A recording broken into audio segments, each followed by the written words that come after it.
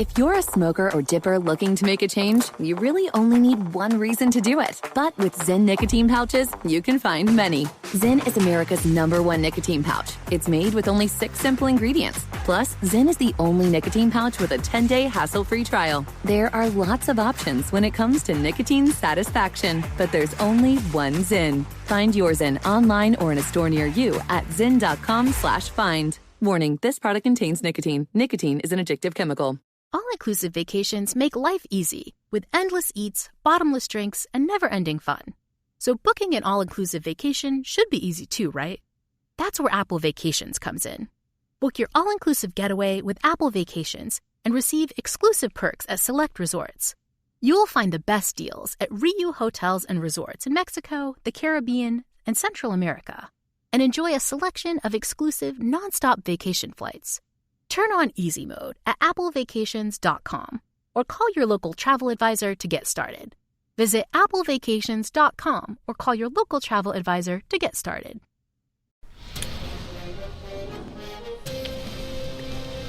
It's time for a Big Blue Kickoff Live. Nobody can ever tell you that you couldn't do it, because you did. On Giants.com. You know what I saw? New York Giant pride. And the Giants mobile app. 17-14 is the final. One touchdown, we are world champions. Believe it, and it will happen. Part of the Giants Podcast Network. Let's go out there like a bunch of crazy dogs. Have some fun. Welcome to Friday's edition of Big Blue Kickoff Live here on Giants.com, as well as the mobile app. He's Paul Dottino. I'm Lance Medow with you for the next 60 minutes. It is presented by Cadillac, the official luxury vehicle of the New York Football Giants. Multiple ways you can interact with us here on the program. You give us a ring, 201-939-4513. You can also hit us up on Twitter, hashtag Giants Chat, directly to us as well. I'm at Lance Medow, one word, last name, M-E-D-O-W. He is at Giants WFAN.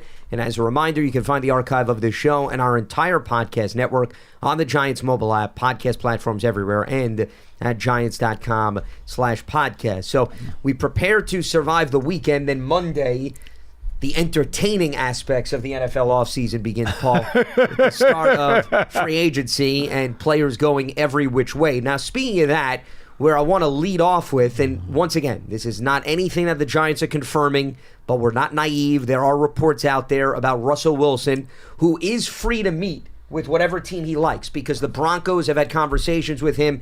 He has received Denver's blessing. They're going to go their separate ways. So Russell Wilson is officially a free agent in terms of being able to talk. And there are multiple reports that he is chatting with the Giants as well as the Pittsburgh Steelers. And I'm sure there's going to be maybe several other teams that perhaps throw their names into the hat, because Russell Wilson, just from a big picture perspective, Paul, falls into the category of what you and I were talking about on yesterday's program. For right. Members of the audience that may have not tuned in. And we were talking about where the Giants are going to go with the quarterback position in general. We weren't necessarily just focusing on free agency. It was a combination of free agency and the draft. But Russell Wilson fits my profile of the insurance policy, polished veteran quarterback who has plenty of starting experience, and God forbid Daniel Jones got hurt and could not get through a stretch of the season, that you would feel okay handing the reins over to him to run your offense. That's the type of guy that I think has value for the Giants to target.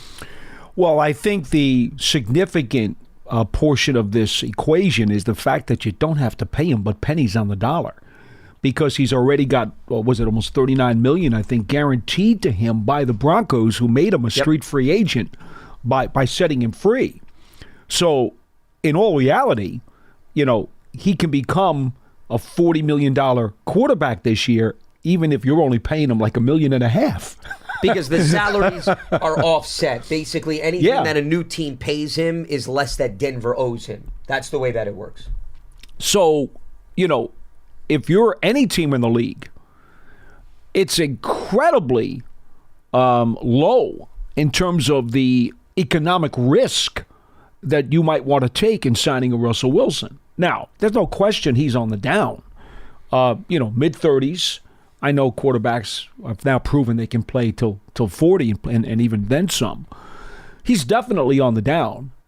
But at the same time, you get a starter who has a pedigree, a solid resume. He has been a winner. And you're getting him for, again, pennies on the dollar. because of today's salary cap rules and the way free agency works, if you can get a guy with that kind of resume for dirt cheap, there's a lot to be said for that. I mean, that is a huge part of the equation. Whether or not you think he can still play at a very high level is almost immaterial. Because, for example, there's a bunch of veteran quarterbacks in this league right now who are making $3, $4, $5, $6, even upwards of almost $10 million a year. Right? Sure. A bunch of them. Yeah. A bunch of them don't have anywhere near the resume that Russell Wilson has. So even if you believe that he is way past his prime, think about it. You've got the potential to maybe get him for max $2 million because he doesn't need the money from you. He's collecting it from Denver. Well, you would think money is not a priority for him. Let's put it that way. So, I mean, think about that. You're getting a guy with this kind of resume for less than probably almost every other experienced veteran quarterback out there who hasn't done even a speck of what he's done in this league. So I understand why any team would want to at least talk to him and explore the possibility and figure out what it is he's thinking in his mind. What is he looking for at his next stop? I absolutely understand that. Well, just to give you an idea as a means of comparison, Tyrod Taylor, who had signed a 2-year contract. He was $6 million last year, wasn't he? About $11 million. So, just under 6 per year. So just under 6 per year versus if Russell Wilson, once again, is not prioritizing money, and we're assuming that given what Denver owes him and that the money's offset. So you could maybe cut what Taylor took up to about half that, if not even more, just hypothetically speaking. So it doesn't put an immense amount of strain on the salary cap for a position to me that I've always said is a priority. The backup quarterback position is overlooked way too much by teams across the board. He's not a durability question mark. Russell Wilson is held up for the most part. He has. Even with Denver. It's a question of, as you mentioned, productivity and the and what does he want? Factor. What is he looking for, too? Sure. Well, I would think if you're Russell Wilson, he's definitely still looking for if there's that opportunity to start or at least compete to be a starter. I mean, he's a competitor, Paul. I find it hard to believe that he woke up overnight and said, I'm content. Oh, he's not Marcus Mariota.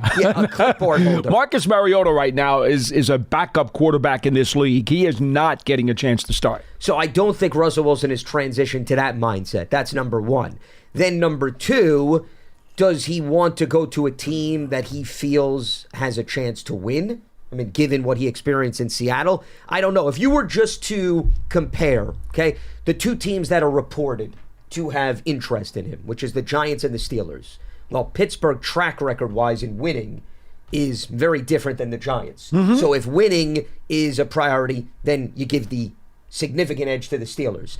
Then let's look at it from an opportunity standpoint. Okay, Giants, you got Daniel Jones coming off a significant injury.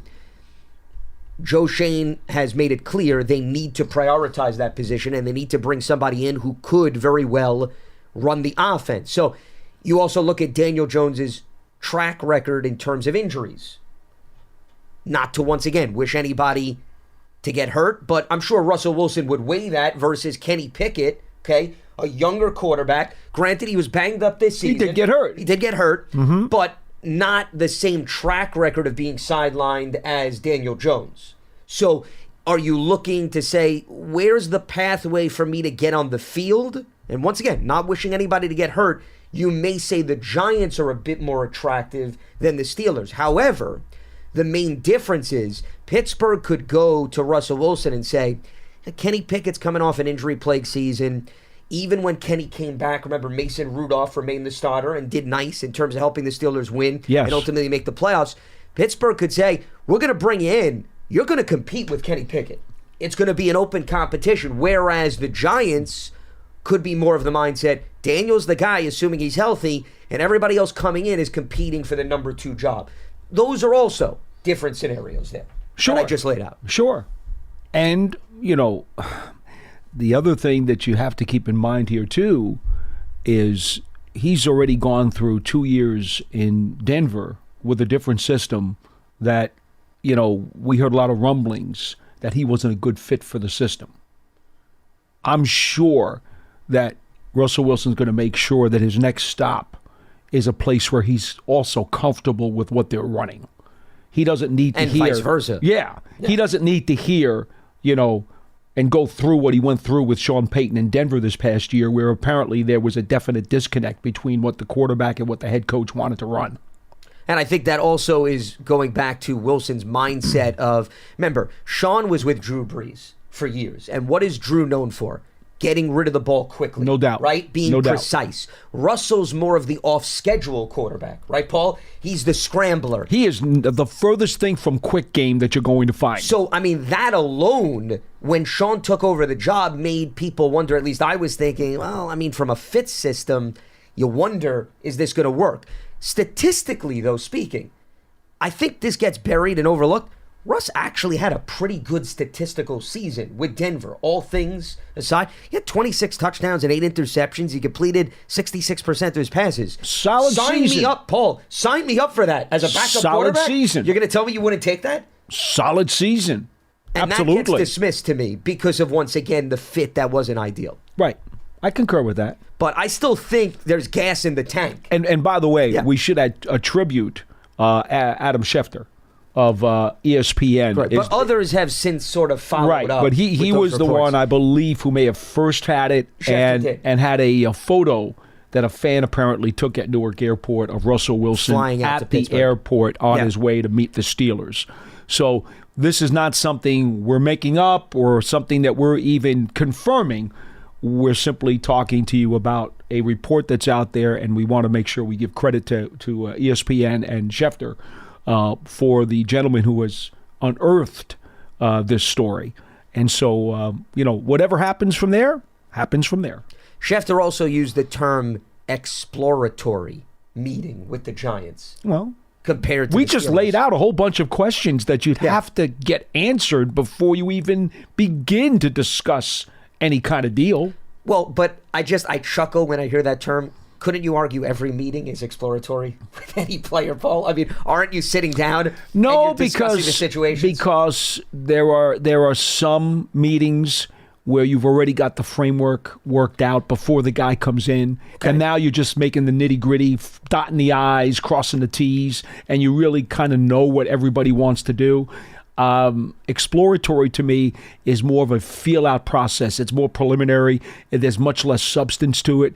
It certainly means that you're not at all close to making a deal. It's not like, we're not letting him out of the building without a contract. Exploratory is the exact opposite of that. Well, but I guess as a means of comparison, and this is where I'm getting at, what's the difference between, based on reports, what the Giants are discussing versus what the Steelers are discussing with Russell Wilson? Because Russ and the Steelers was not, quote-unquote, exploratory. So is that then to make the assumption they're further along in terms of their dialogue? They may have had more dialogue on Zoom or on a telephone call. Or maybe the agent spoke with them a little bit more.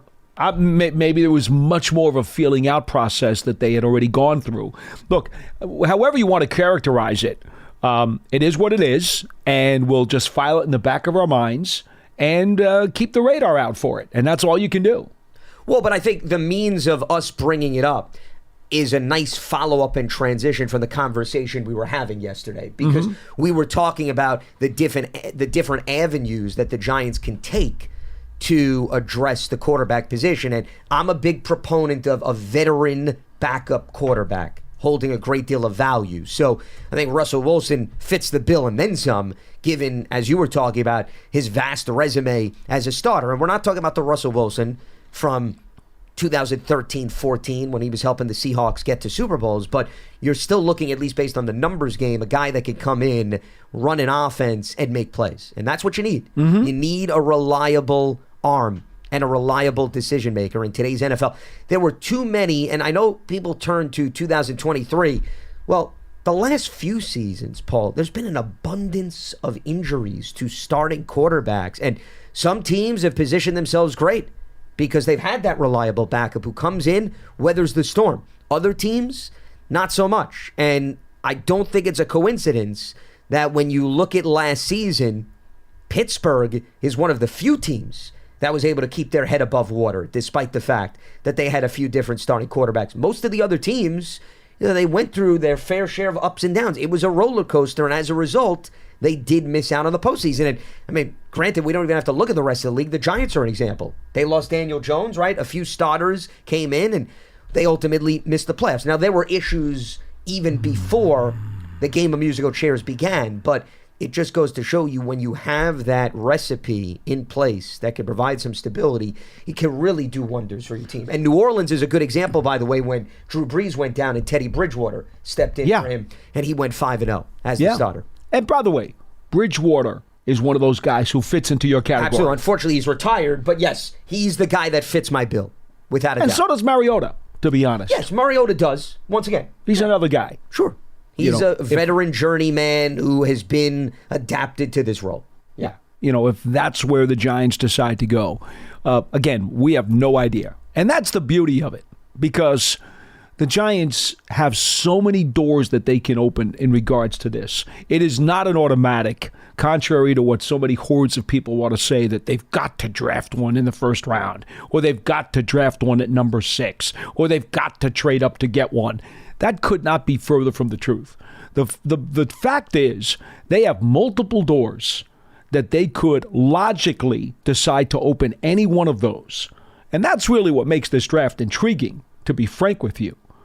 Because they could go like what we talked about, or they could go and draft, let's say, a 3rd, 4th, or 5th round project quarterback. They could do that too. There's a lot of ways they can go here. Or they could just say, you know what? We're happy with what we got. We're going to make, and I don't think it'll happen.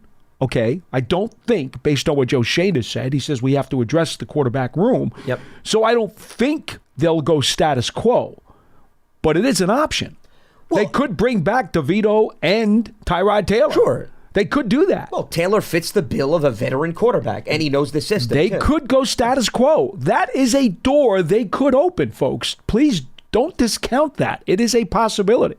Well, and that's why I say, whether it's Taylor returning or a new face, I would be personally surprised if there's not a veteran that is brought in via free agency. That's all I'll say. You could go in the draft a variety of different directions. As you mentioned, we know DeVito's under contract. I would be surprised, though, if some move is not made in free agency, whether it's a new veteran or Taylor returning. Because I think that Joe Shane values that. Mm-hmm. That's just my interpretation. And I think it's a necessity on the roster. So I'd be surprised if that's the one door that remains shut, I guess is what I'm saying in response to everything that you were talking about. I think it's a 1,000,000,000 shot that they go into opening day with Daniel Jones and Tommy DeVito as the only 2 quarterbacks in the building. I totally agree with you. I'm just saying that I think one of the 3 options on the roster, to me, is going to be a more established veteran than Tommy DeVito, is all I'm saying. Because, remember, you go in the draft, that's not a veteran. Whether it's a 3rd rounder, 4th rounder, I mean, that's pretty much a raw individual. If you take a project quarterback, then Tommy DeVito probably is the 2. You mentioned something to me yesterday, and let me just revisit this. Sure. You talked about, could you possibly keep 3 on the 53? That's right. And I thought about that last night. And I'm glad I'm on your mind in the evening. But go ahead, yes. No, it was just... Oh, just kidding. It was just... Yeah. I started to chew on it more and more and more and more. That's good. I like to make you think. And what I decided was that if they do go the veteran route, okay, that's got a real possibility. Real possibility of 3 quarterbacks being kept on the 53. Yeah. Okay. Just want to make sure I understand. I think so. Yeah, that's what I laid out. So you don't have to convince me. I think that is more likely than if they draft somebody. So if they draft somebody, you're saying Daniel Jones and the drafted quarterback, and then you take your chances on the practice squad, which to me is sensible. I think, if they pick the draft pick. He's on the 53. They try to sneak Tommy through. I don't necessarily think that's going to work, okay? But I think that's what wind up happening. and whether or not he gets taken, then you might have, who knows, Jacob Eason may wind up coming back, or Matt Barkley comes back and winds up being the 3. Okay, but you'll only have 2 on your 53, and then if Jones were not to be able to play, you'd have to then go and make a move, because I don't think the project that's on the roster is necessarily going to be ready right away to play. Now, if you go the other way and do what you had suggested about signing the veteran, well, now I think you probably keep the veteran on the 53. And if you want to draft a prospect,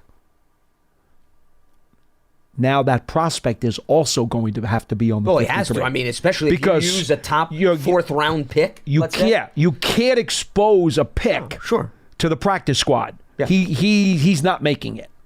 So one of the many options, as we've laid out, you can sign a veteran backup and you could also draft a project. But if you do that, now you absolutely have to have 3 quarterbacks on your 53. And I do think that is more of a viable option than I thought earlier before we had that conversation yesterday. I do think maybe that is another door that is in the back of the room. And that's exactly how I see it, because to piggyback off of your point, I would be okay rolling the dice with Tommy DeVito being back on the practice squad. I'd be okay, meaning if you lose him, you lose him. But I think the chances of not losing him are greater than anybody else that you would roll the dice and put on the practice squad, whether it's the established veteran you sign or, to your point, somebody who you draft, which would be pointless. Because if you take a quarterback in the 3rd or the 4th round, there's you a have chance to keep him. Somebody else had them on their board. You have to keep him. So you don't have a choice. So I'd be okay rolling the dice, and I think that they can live with that. See, now the reason you would do that is because you're signing the older veteran to protect yourself against Jones's lack of durability this year, but you're also drafting the project quarterback because you're looking at him as a potential real sleeper chip for the future. That's why you would do that. I don't want to put words in anybody's mouth, but I don't know that Tommy DeVito's upside. He's an undrafted rookie free agent last year. I don't know that anybody is going to equate his upside to, let's say, a 3rd or 4th round draft pick that you might take this year. Yep. So if you go that way, you're now taking a 2-pronged approach. You're protecting yourself this year, and you're also potentially having a diamond in the rough for the future. And if you're going to take that philosophical approach, I think Tommy DeVito gets squeezed out. And remember, the veteran quarterback in your scenario, it's not just the matter of he's an insurance policy to step in if Daniel Jones can't hold up at some point in the season. He also may be a guy ready to go who's needed in week 1. It's more of a reason why you can't. He may have to be from the 52. He may have to be. And once again, anyway, we're getting ahead of ourselves because we don't know what's going to happen with Daniel Jones and his rehab. But all of those scenarios are situations that the Giants definitely need to discuss. All right, a few reminders before we open up the phone lines. Giants Huddle Podcast. You can check that out on your favorite podcast platform. You could also go to giants.com/podcast as we look ahead to the 2024 season. You can take your fandom to the next level with a season ticket membership. Stay connected to the club all year round, not just on game days. Memberships are now available for the 2024 campaign. To learn more about all the exclusive member benefits, visit giants.com/tickets. Limited inventory is available. And the Giants official connected TV streaming app, Giants TV, brings you original video content, game highlights on demand and direct to Big Blue fans. Giants TV, it's free. It's on Apple TV, Roku, Amazon Fire TV, and the Giants mobile app. All right, let's open up the phone lines. We've got Jamal in Charlotte joining us here on BBKL. What's happening, Jamal? What do you got for us? It's Jerome in Charlotte. Jerome. I don't know how Jamal transferred over from Jerome. It'll be a mystery we'll try to solve off the air. But welcome aboard, Jerome. Hello. Hi, guys. I will take the fall on that, Jerome. I'm All sorry. good. I misheard you. I wasn't going to throw anybody under the bus. No, it was me. So, I'll take the fall. No problem. I just have I've been following the draft and your process on everything. I was just wondering, out of the first round and second round picks that y'all suggest that, is possibility. When you look at quarterbacks like Russell Wilson that was in the 3rd, Prescott was in the 4th, who is your list of sleepers that, can blossom as well as, even though I hate to give Prescott credit, playing with that. Well, what do you mean? Sleepers meaning that are currently in the NFL or in this year's draft class? I lost you.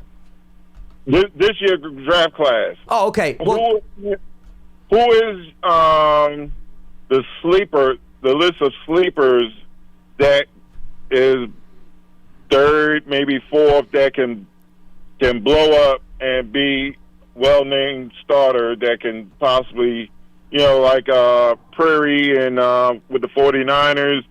Purdy, yeah.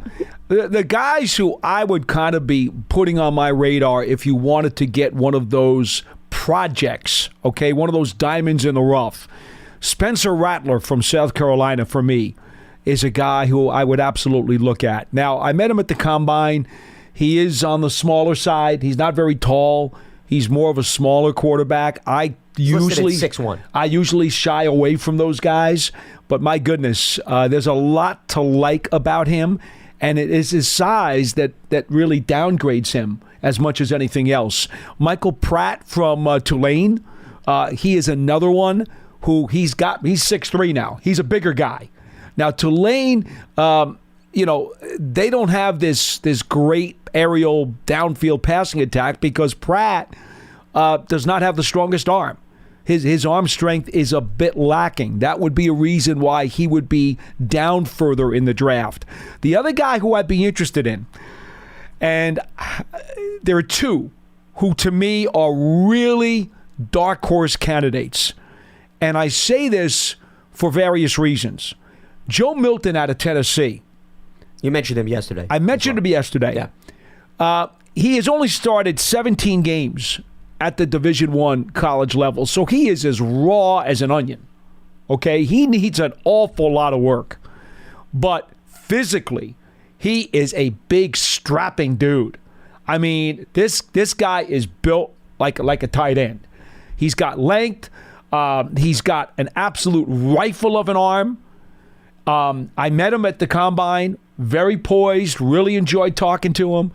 That would be a guy, and of course we know about Tennessee's route tree and stuff, so we understand all that stuff. But if you want a real dark horse project who has been through some adversity and needs a lot of experience and would be willing to sit probably for 2 years, Joe Milton out of Tennessee would be a guy you might want to think about on the 3rd day. Maybe fourth or 5th round. I'll give you one more. Jordan Travis. I have him here on my board. State. Florida State. We know about the broken leg. Yep. Okay? Coming off a significant injury. Now, that's another guy who isn't as big. Okay? He's not Milton. Milton physically, when you see Joe Milton, you're impressed right away. Okay? Because the physical stature of him and the way he carries himself.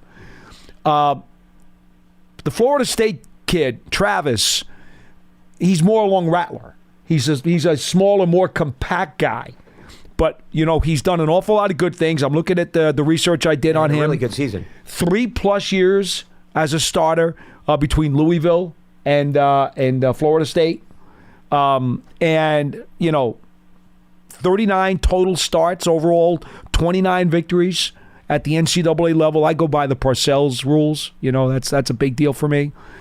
He passes all those boxes. He checks all those boxes. So Jordan Travis might be another guy. I think Milton has more physical tools than Travis does. But those would be the guys. I just gave you 4 guys. And Rattler, he was the MVP of the Senior Bowl. Yeah. And also, similar to Jordan Travis, was at 2 programs. He was at Oklahoma, then he went to South Carolina. And you're talking about an individual. Well, Milton started at Michigan, too. Has 42 starts. No, but I'm using that Parcells school of thought to apply to Rattler as well. 3 of the 4 guys I just named for you. Pratt's the only one who was at Tulane at one school. 3 of the other 4 guys all had been transfers. They had all had multiple programs. And if you're also looking at more prominent programs, clearly Travis and Rattler jump off the page. Not to say that guys can't thrive if they're at lesser programs in terms of the Tennessee's a big powerhouses. program. No, but I'm just saying that those two guys in particular were at multiple big programs, not just necessarily. So one. does that help you at all? Yeah, but are you talking about guys that can push or quickly move past the veto that we have now?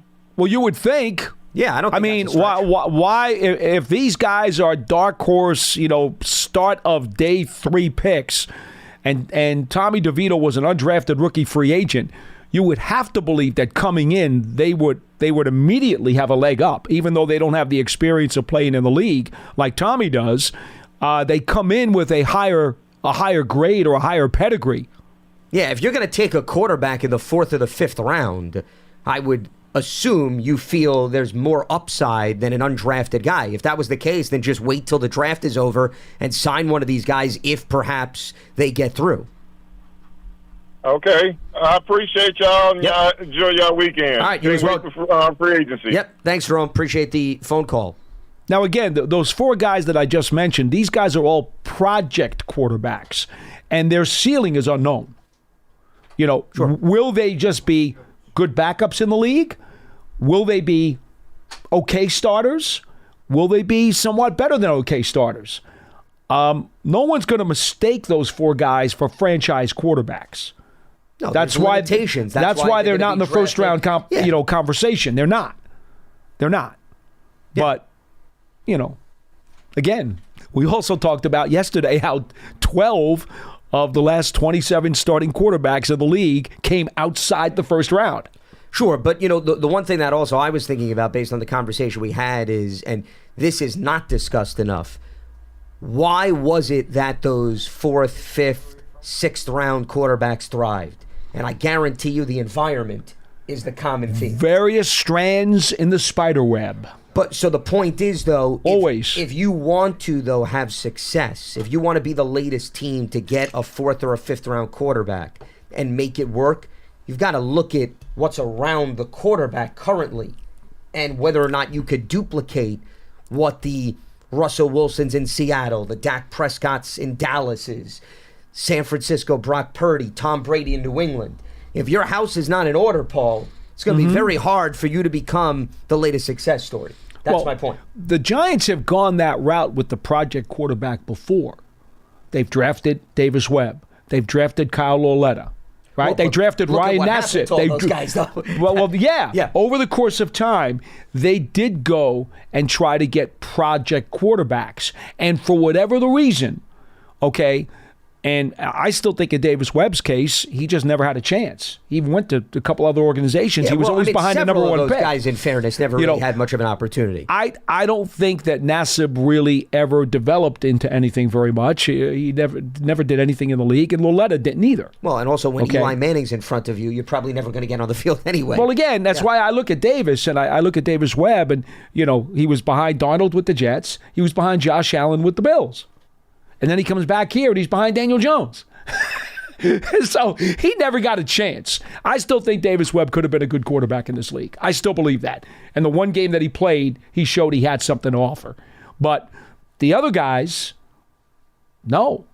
I mean, they really never had even a flash. So when you take a project in the middle of the draft, well, you have to understand that the project may or may not give you anything. There's a chance.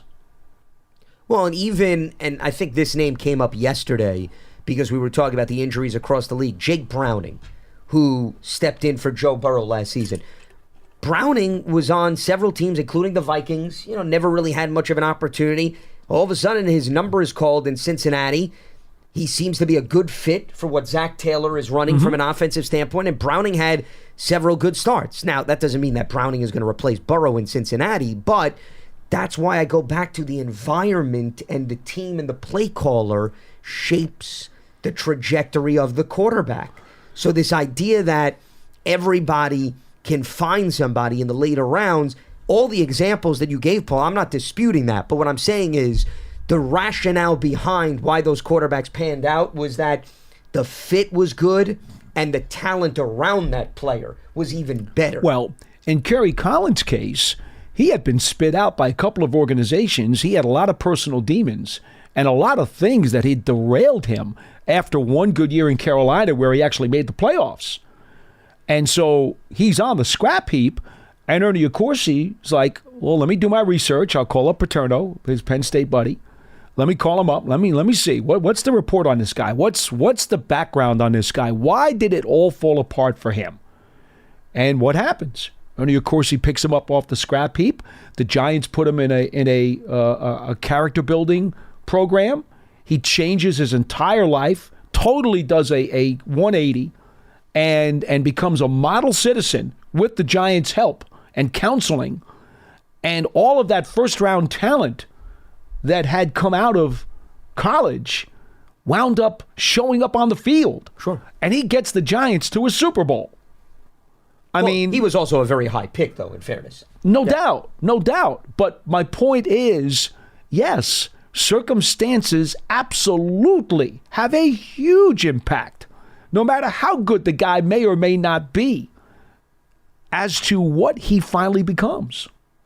And that's why I'm just saying you've got to think about that through the Giants' lens, that if they do go the route of taking a quarterback in the 4th or the 5th round, A, you got to be realistic in terms of the chances of that individual getting on the field sooner rather than later. And B, if they were called into duty, are the elements around that quarterback strong enough right now for them to come in and produce? And I think right now there's question marks that remain in that department, simply based on the results from last season. To finish that thought, Kurt Warner.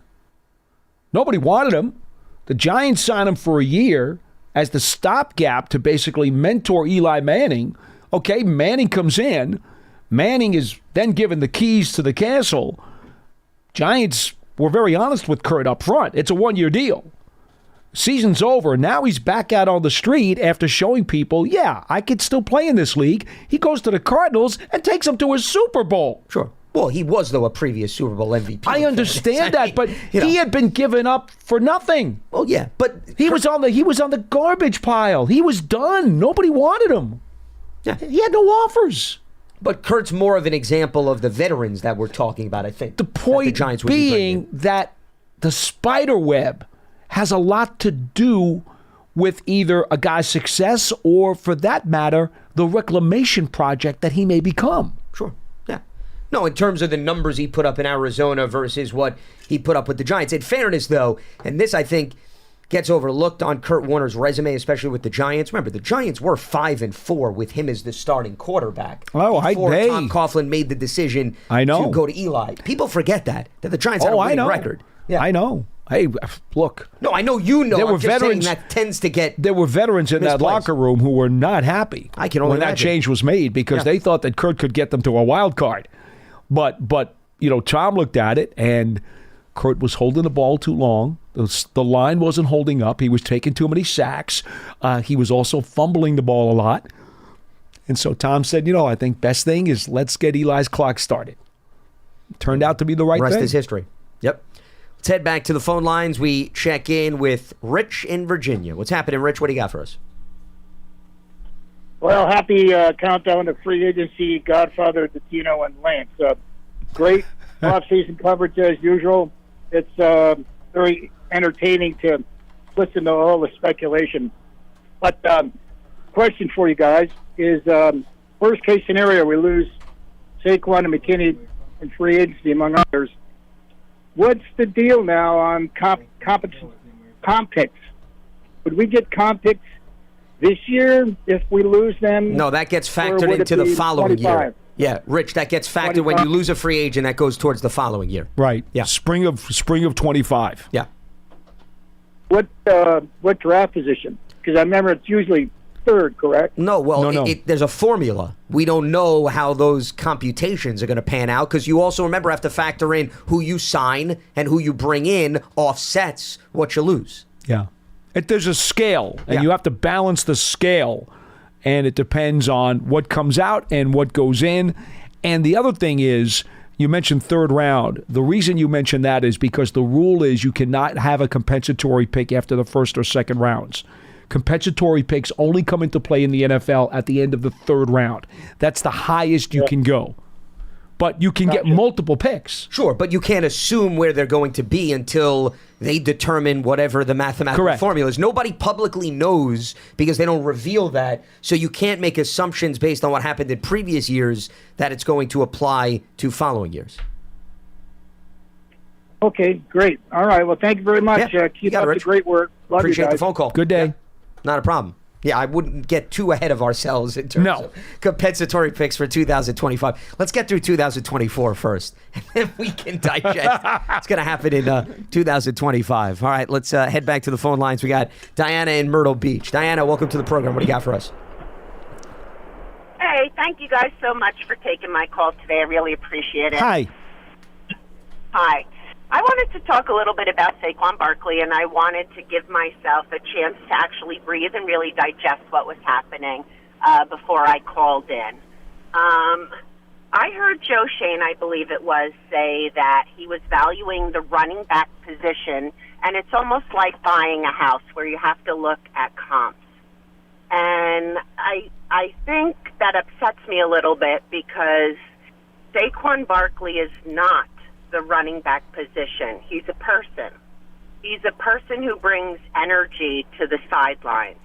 He's a person who's exemplary on and off the field. He is a person that brings effort, unlike maybe some other people.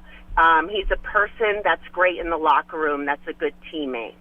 And as a fan, obviously I don't know a lot of the inner workings that happens, but I'm just not understanding how the value of somebody who is a weapon, just not a player, but a weapon, is not given the franchise tag or is allowed to, be a free agent. And I don't think I'm really understanding that, because as a fan who's suffering through a great many seasons that have not been so well, to see players like Xavier McKinney and Barkley out on the open market, when does the brass say, hey, we got to really start keeping some good players, and we have to value not just the position, but the player in the position?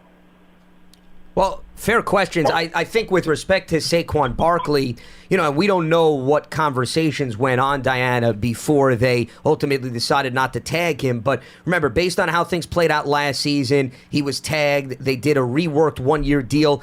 It may have been possible that they came to a point where they said, Saquon, out of respect to you, we want you to go out. We want you to see what the market's like. And then if you could then bring us perhaps your best offer, we'd like to have the opportunity to match. It's possible that those conversations happen. I'm just throwing out a hypothetical, and I think that may get lost, Diana, in terms of what you're looking at. It's not that they don't value him, it's that actually it's a form of valuing him by not wanting to lock him up and deprive him an opportunity from getting towards his highest potential earning power. And that is, you can argue, a form of respecting the player and allowing the market to dictate how things play out. And remember, Joe Shane has said that his equation, if you will, for valuing a player goes across the board. He wasn't just talking about running backs. He was talking about free agency in general. When he does contracts, that's his MO. That's how he handles things. It's always looking at the comps. And most teams do that in this league. There'll be some, I'm sure, that may go a little bit awry of that for their own quirks or whatever it is that they feel, their gut. But that's the standard way to do it. And I think that's pretty much the case in most businesses, quite frankly. Now, the other thing is, Joe Shane has also gone out of his way to say that he wants Saquon Barkley back on this team. So I don't sense any disrespect here at all. In fact, if anything, it was Barkley at the end of the season who said to the Giants that very thing to the media when he spoke and said, look, I really don't want to hear about a tag again. Let's talk. Let's see what happens. It almost sounded like he would have been offended if they had tagged him again. Now maybe the Giants decided, you know what? We had a good resolution to what happened last year after we ripped up the tag and signed him to a new one-year deal. Maybe, just maybe, the Giants are not only thinking and saying what you said, but maybe also part of that is we don't want to make this contentious. You know, Barkley already went through a little bit of a rocky road last year when we had to tag him. There's no sense in making this any more abrasive than it has to be, especially if he's being upfront with us and we're being upfront with him. Let's try to do a deal on good faith. And I totally understand that, and that's why I wanted to call in, because I want to make sure that I'm getting all perspectives, especially hearing what you guys have to say. Again, as a fan, I just want to see our team truly be the best it can be. I want to be able to attract talent to our team, and a good way to attract talent to your team is when you already have good players on the team, and then other players say, hey, you know, Joe Shane values Saquon, he values McKinney, he values a lot of these other players, and that's how we're going to build a good nucleus, especially with a lot of young people. I am a very big fan of Daniel Jones, and I hope they mean what they say, that he will be the starter for us. I mean, I agree we have to add a quarterback to the quarterback room, but I believe that our offensive line has been so porous for a great many years, it really is difficult to evaluate some of these players and what their potential could have been had we had better run blocking or better pass blocking. Yeah. So I'm just looking at it as a fan from that perspective. All right, Diana, and appreciate the phone call. Thank you. But remember, the key is you can only wait so long to say this is going to be the year that the offensive line comes together. I know. In this business, you have to evaluate guys even under circumstances that are not ideal. You know what's interesting, though? The 1 year that Daniel Jones had a functional offensive line to work with and had the running back that he needed to balance out the attack, well, he took them to the playoffs and won a road playoff game. Okay? The one chance that he had to actually have a fair opportunity to succeed, and he did. And I might add, by the way, with a wide receiving room that was ravaged. Well, that's why the running game was so critical that year. I mean, James was the leading receiver that season. Did we forget that? Hodgins also had a very good year once he came along. Well, he came along the second half of the season, and he helped him out. But you know, James was a kick returner. He wasn't even supposed to be part of the passing game, and he wound up leading the club in receptions. The wide receiving room was an absolute mess. But with a functional line and a legitimate running back, Daniel Jones got him 9 wins and got him a road playoff victory. So the 1 year that they gave him a spoon to eat the soup. You like the food analogy, right? Yes, tremendous. They gave him a spoon to eat the soup instead of a fork, and he was able to eat it without spilling it on himself. That's all I'm saying. Well, but once again, I think then it further proved, though, the following year, can that be sustained, though? And I'm sure the Giants were asking themselves. Well, they went back to giving him not just a fork, they gave him a toothpick.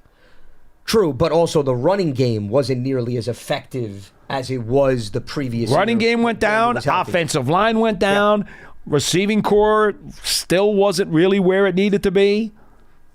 Which means if you take some of those items away, obviously you're going to impact the quarterback, but also it goes back to you can't assume that that's going to be able to be duplicated year in and year out. So when the running game is not clicking, can the quarterback still make plays that can help overcome some of the other issues? You know, that's the game that every team I'll plays. change the analogy.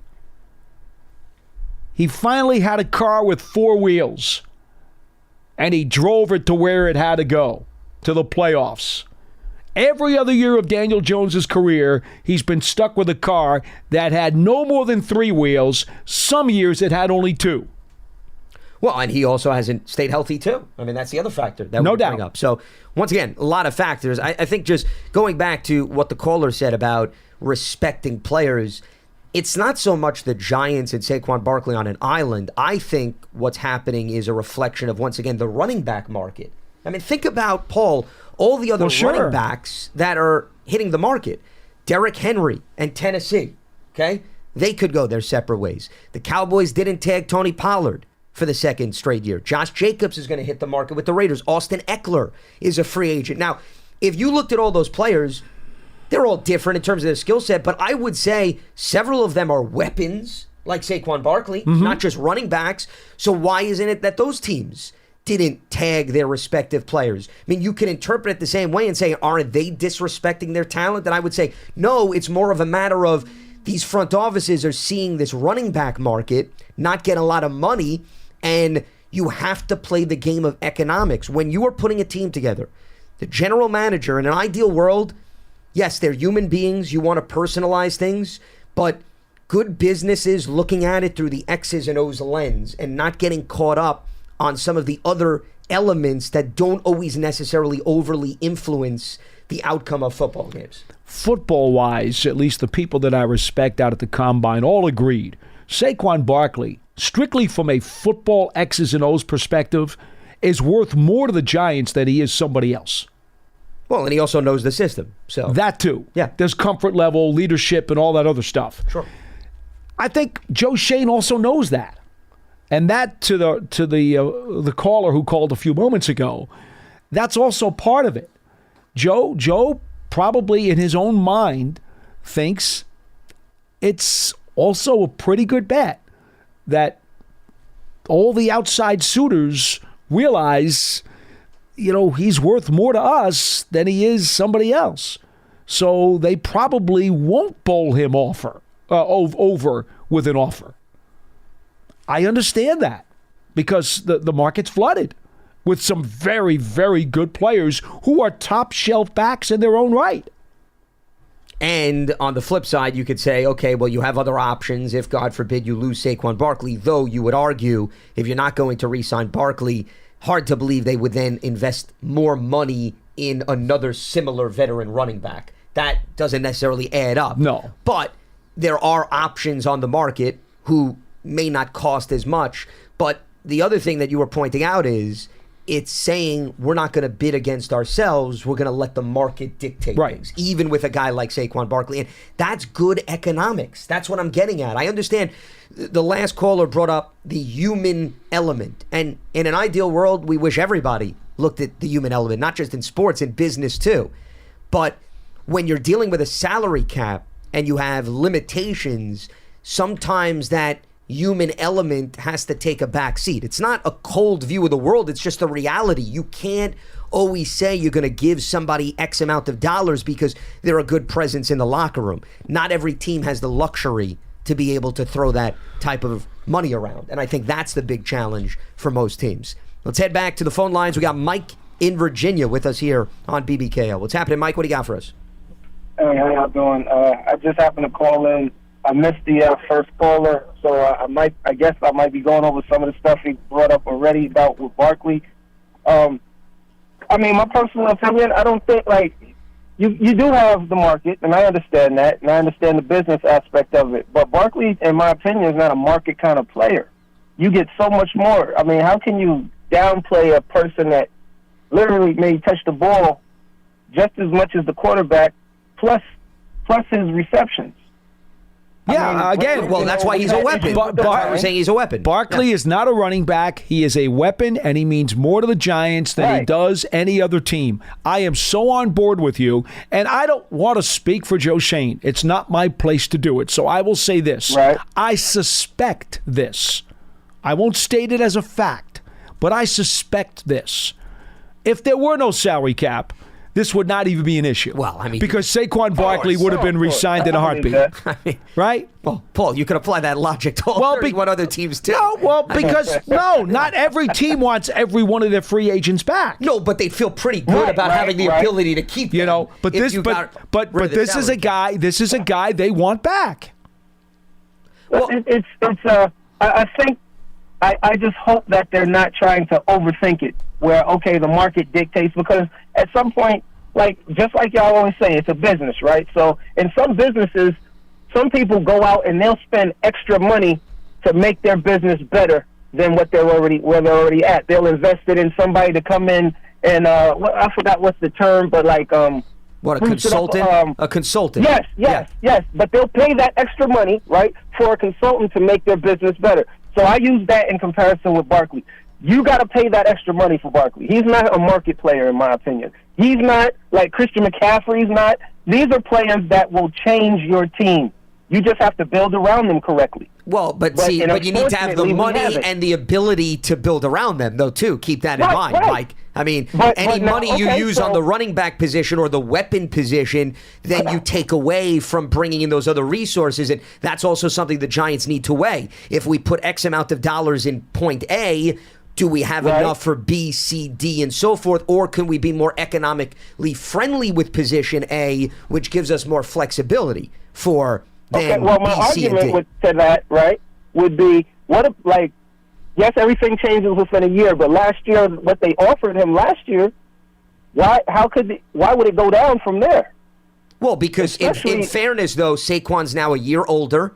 He's got more mileage on his tires. I mean, I think that's basic common sense. He did have another sprained ankle. Correct. I mean, it of course is going to change from that standpoint. You know, when they ripped up the tag last year, right? The new one-year deal that was agreed to with his agent was very simple. Here's the deal, and we're going to build in incentives that if you pass last year's stats, you'll get some more money. Well, I'll be frank with you. I can't think of a more fair way to do a deal than to say to somebody, do what you did last year, do better, you get more. I mean, what's wrong with that? And so I would do the same thing this year.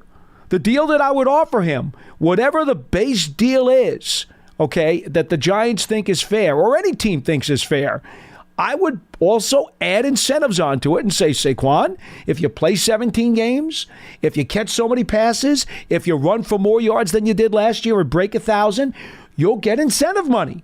I'll even give you per game appearances as a potential incentive for trying to play 17 games this year. I would do all of that so that if he does all those things, he gets more. What's wrong with that?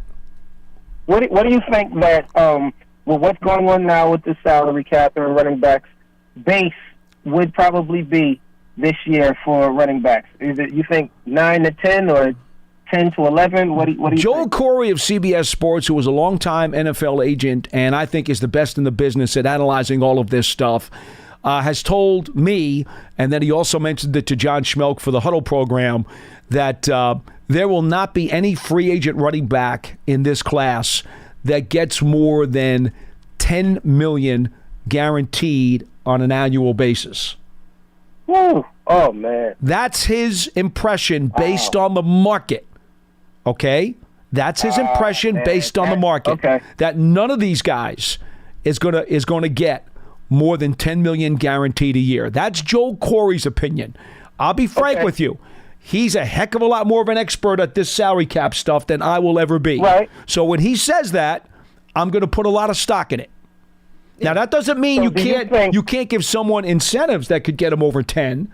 Right. That you could do that, but in terms of the base and the guarantee, that was his number. Now, okay, I was a real estate agent, right? And one thing my branch manager told me, and he said, you don't allow certain numbers to change to X out a deal if it's a good deal, right? So if it's 10 million, right?